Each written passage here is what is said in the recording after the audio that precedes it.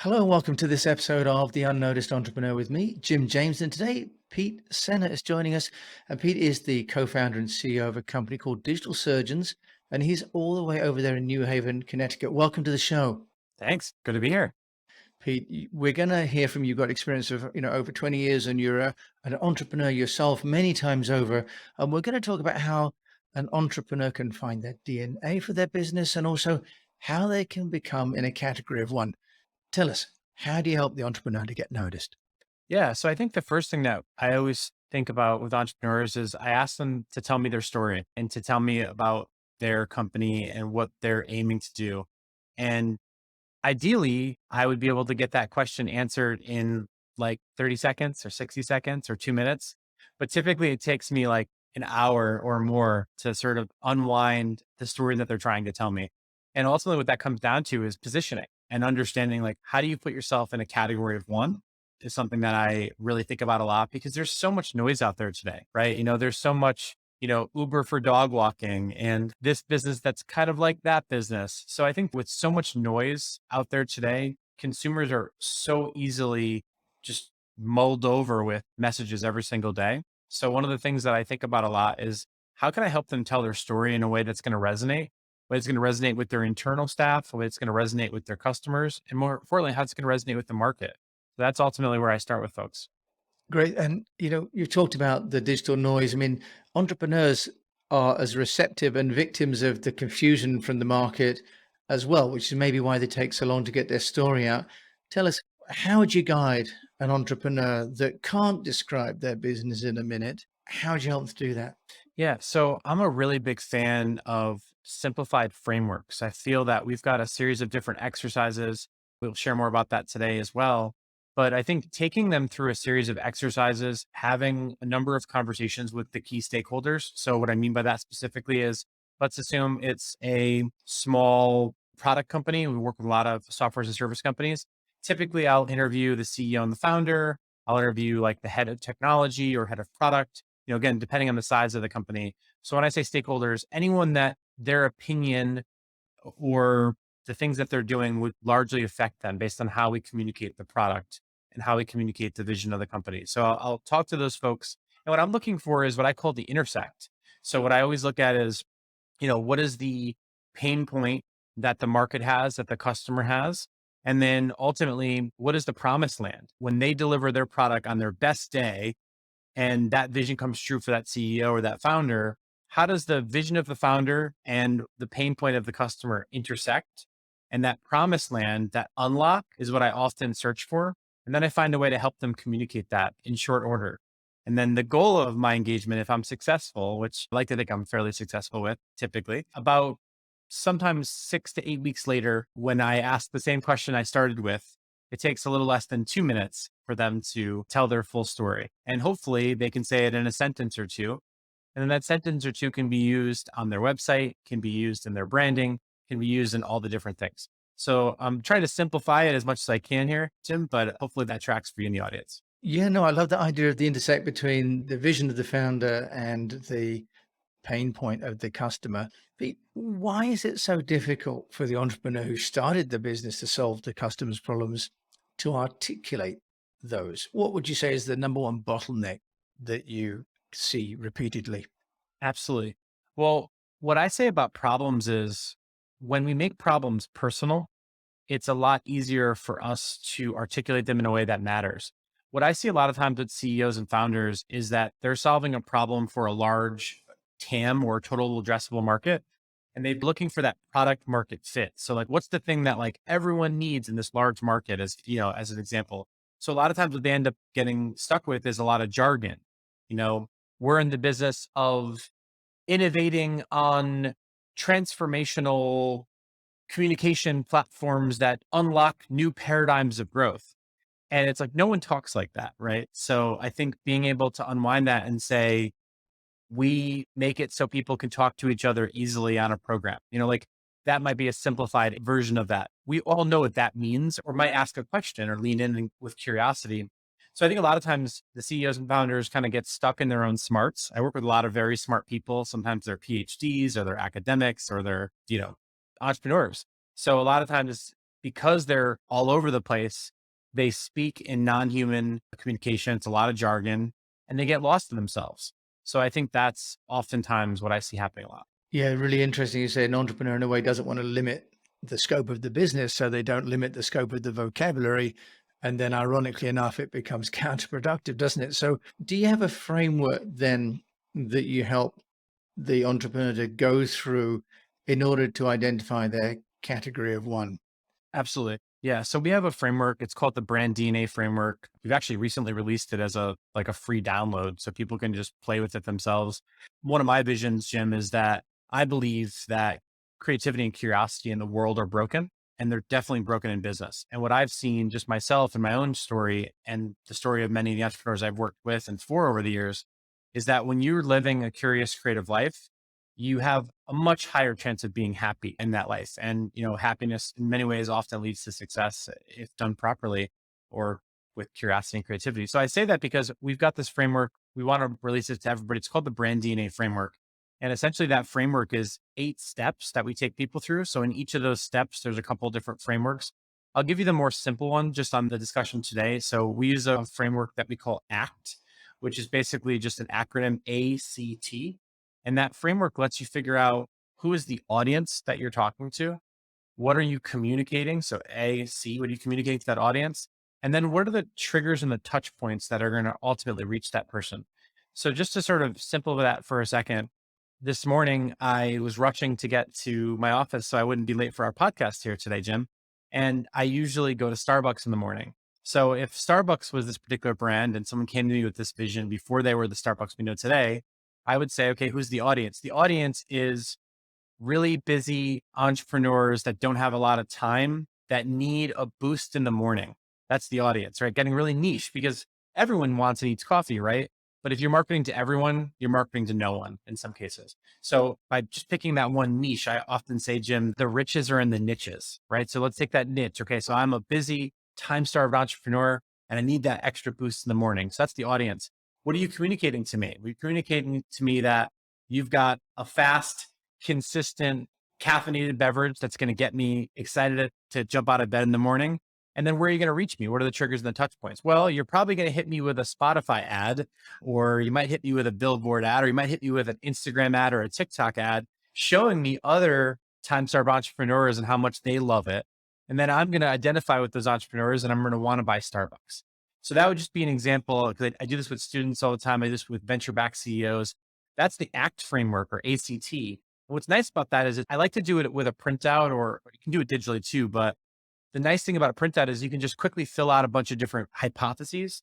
Then you can crumble them up and it's impermanent. Because a lot of times what I find, Jim, is people need to serve multiple different types of audiences. Some people call that an ICP or, ideal customer persona or customer avatar. There's a lot of buzzwords in our space. I like to keep it simple because my goal is that I believe that all humans are storytellers. We go back to the times of being, in caves. So I want to arm people with the tools to do that. So that ACT framework is one of those tools. What the brand DNA toolkit is, or the brand DNA framework is, the 7 steps are, I won't go into all the details, but I'll just quickly fly through them because I think that I know this is a short podcast, but the 7 steps are name and architecture is the first step. What is your name? Name says a lot about you. What is the purpose? So number 2 is the purpose. 3 is the vision. What is the clear vision that you have? So what does the world look like today? What will the world look like in the future? What will it feel like in the future when you've achieved that promised land? So that's the vision. Position. How do you position yourselves in the category of one, as we talked about earlier? Personality. How do you express that personality? That's the 5th step here. Rituals. What are the things that you think about? Starbucks, it'd be tall, grande, venti. If it's Google, I'm going to Google that. If it was Uber, say I'm going to Uber that. So what are the rituals, the language frames that people use? What's your voice and tone? So that's the 7th step in the DNA. And then last but not least is the visual language. So what that DNA is, and again, we'll include some stuff in the show notes later, right? But what that is, you can download it, it's a set of questions and prompts that the founder and their team can go through. And by answering it, helps them get to that clarity. And by going through these different exercises, like the brand DNA framework, like the ACT exercise, Jim, what it then gets them to is what I like to call the intersect. Some people call it the North Star. I like to call it the intersect, which is, where does that pain point, real people, real humans that have customer pain points, where does that intersect with that promised land that you're going to deliver? And then what does that unlock look like? So that's typically how we get them to that. And it's a pretty quick and efficient way to do it. And we've refined it a lot over the years. I hope that answers the question. Yeah, Pete, it does. And obviously, I will include the links to all of this in the show notes so people that are driving don't please try and drive and take notes at the same time. Pete, I have a question. You have a podcast called The Forward Obsessed, and you're helping entrepreneurs to always be thinking ahead. But entrepreneurs also have to sort of plan for customers today and customers that might be thinking about buying them in the future. How do you reconcile this need as an entrepreneur to always be if like looking ahead, the forward obsessed, and yet also addressing today's customer and today's employees and today's partner requirements? How do you reconcile that to duality there? I love that you said duality, and because I think of it as a duality. So let me answer that question. So I believe that a brand or a company's position should likely focus on a 12 to 18-month time horizon, and that a brand or a startup's vision should be permanent. And the vision should be this thing that you're always chasing. So I'll give you an example. You mentioned, internal combustion engines. So I'm thinking of cars, right? One of my favorite examples of brilliant positioning was Volvo. And again, I had nothing to do with this, but I like to tell the story because we all know who Volvo is. So Volvo's vision early on was to be a safe automaker, right? And make cars. And obviously now they're getting into electric, they're getting into all different things, as every smart car company should be doing at this point, because who knows if we'll even be driving our own cars in the future, right? But interesting thing is the positions can change, visions can change, everything can change because, change is the only constant we have in life. But what I like to do is separate the position from the vision. And what that allows us to do. So in Volvo's case, Volvo wanted to be the safest car company in the world. They were one of the first people to put seatbelts in automobiles. The 3-point harness was something that Volvo invented. And an interesting thing that most people don't know is they could have kept that technology, that intellectual property for themselves and had the safest cars and said, hey, we're the safest cars. But what they did was they said, we're going to release this almost like Tesla released a lot of their patents open source. What Volvo did early is they released it to everyone. So now everyone could have the benefits of safety. Volvo's always stood for safety. So if they were doing a particular position where we said, we want to be the safest automaker that makes internal combustion engine cars, right? If that was a thing, I'm not saying it was, but if that was a thing, the nice thing about vision is the vision for them is to a world where they're in service to the drivers, right? They want to protect the drivers of these cars. So when they start to make it personal, make it emotional, and have that sort of story around that, their position can change, can pivot, but their vision can remain consistent throughout the years. And the example that I always give there is like, it doesn't matter if Volvo's making an electric car, a hover car, a self-driving car, whatever. What matters is that Volvo is the safest car company. And that's both their position, which they've owned for a number of years, but it's also tied into their vision. So what's interesting with entrepreneurs, car companies are a little bit different, I think, in some cases than like a software as a service, right? So I have companies that are solving problems with software for businesses, like workflow problems, or like one of the examples that I would sort of give, right? I'm trying to think of how to not give too many exercises for the audience for those that are driving, but one of the things I like to think about in a positioning exercise is a classic elevator pitch exercise, right? Which we've all probably seen, but it's a simple thing. And we'll include a link to it. But at the highest level, it's very simple. It's for insert target audience, who, insert statement or need, your product is a category, that statement, unlike, and then the product name. So an example that I give a lot is like for people who get a ton of email and spend over an hour of their day laboring in email, Superhuman, which is a product, is the fastest email experience that lets you, busy entrepreneurs, spend less time in your inbox, more time building your companies and changing the world.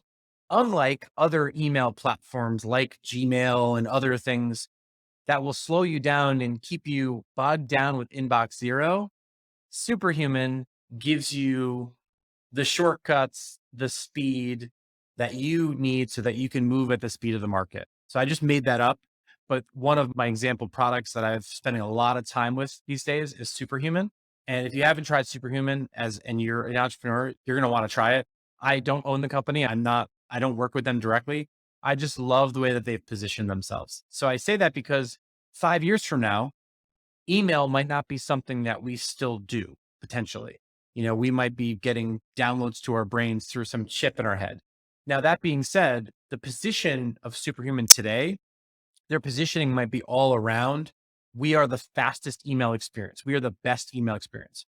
The vision of the company is much bigger than that. If I was to state it, the vision of Superhuman is to get entrepreneurs spending less time bogged down in correspondence and more time transforming their company.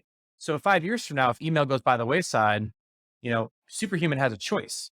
They can keep chasing that vision, they can change that vision, or they can just shift the position, involve the position into email going away and being replaced with what? That type of thing. So that's just an example, real time on the fly. I hope that tracks, but you can see going through that elevator pitch exercise. Those are the ways that I think companies can start to understand how to be in a category of one. What are the problems you solve for your customers? And then how do you find that unlock through language that gets you there? Pete, you do. And obviously, we'll put links to that in the show notes as well. Pete, you're an entrepreneur. You've been running digital surgeons for over 18 years. You've got a team, I think you mentioned over 50 people, and you have been involved in many other startups. How have you got yourself noticed? Because, I always like to ask fellow entrepreneurs how they're getting themselves, into the market and be known. Yeah, no, for sure. So one of the things that we talk a lot about at Digital Surgeons is that what makes us different. There's a million agencies and consultancies out there that do branding and brand experience and marketing. I mean, you can Google it. I checked a couple of years ago and there was over 50 or 60,000 service providers in the United States alone. And that was just by some study. The number is probably much higher than that when you think about the gig economy and solopreneurs and single shops. So when I was thinking about that a couple of years ago, I was trying to find our differentiation, and our sort of strat line was all around this concept of we design demand. And what I thought a lot about was, what is the proof? Like, so the answer to your question is proof. People need to see proof. If they need to know you, then they need to like you, then they need to trust from you, and then if you're lucky, maybe they'll buy from you. So in my case, I'm selling to founders, I'm selling to brand and business leaders at challenger brands and enterprises, and our promise is all, we're going to help you design demand, we're going to help you grow your company. Now that's great, but every other agency can say the same thing. What not every other agency or consultancy can say is that they are makers, marketers, and entrepreneurs. And what I mean by that specifically is we have built and launched software ourselves. We understand what it's like to make things, physical things, digital things. We are marketers, both for ourselves as well as for our clients. And then last, but most importantly, we are entrepreneurs. And as experienced operators, I've been an angel investor for a number of years. I've helped a number of companies get to IPO. I've helped a number of companies acquire companies or sell to an acquirer. And I think the proof of being able to have done that and be doing that is what sets us apart. A lot of people can make you a website, can design you a brand or a logo or a marketing campaign, but not a lot of them have done it for themselves and built a business. So I think what that does is creates a tremendous amount of empathy for me and my team, because we think of your money, the customer, as if it's our own money.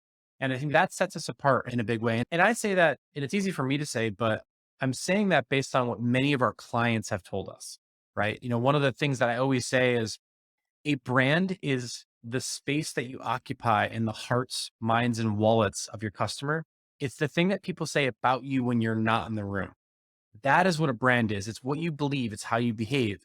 And there's a lot to that, right? Like if you go back to what branding is, which we could talk a whole another episode on that. But I say that in closing because that is ultimately what I believe everyone should do if they're trying to become a noticed and not an unnoticed entrepreneur, which is listen to the market, listen to your teams, listen to your customers, understand what others are saying, listen to their pain points, and think about how their pain points and your promised land can come together. And what does that promised land look like? Wow.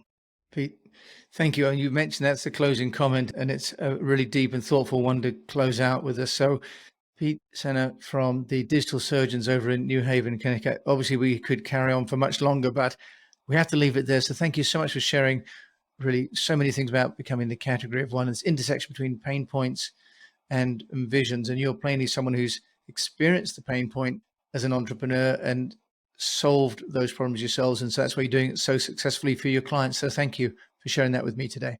Thanks so much, Jim. It's been great to be here. So you've been listening to Pete Sena over there, Digital Surgeons in Connecticut, USA, and I will include his details and all the links in the show notes as always. And until we meet again, I wish you the very best and encourage you to keep on communicating.